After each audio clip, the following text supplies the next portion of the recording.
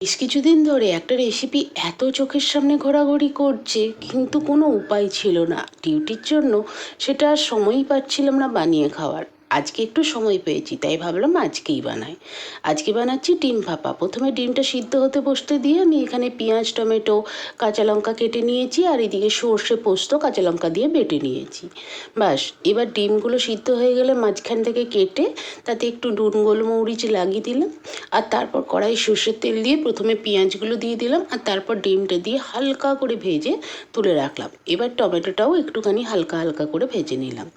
এবার যেটাই বসাবো ভাপা, তার ভিতরে সর্ষে পোস্তটা দিলাম, তার সাথে দিলাম নুন, হলুদ আর কাশ্মীরি লঙ্কার গুঁড়ো, আর দিয়ে দিলাম কিছুটা সর্ষের তেল।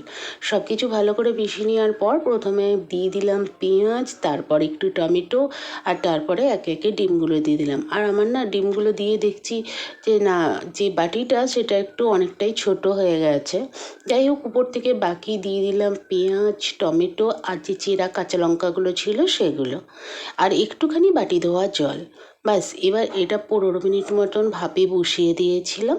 আর ভাপ থেকে তুলে ঠান্ডা করার পর এই যে রেডি হয়ে গেল আমার ডিম ভাপা। আজকে আর কিচ্ছু রান্না করিনি, শুধু ডিম ভাপা আর ভাত।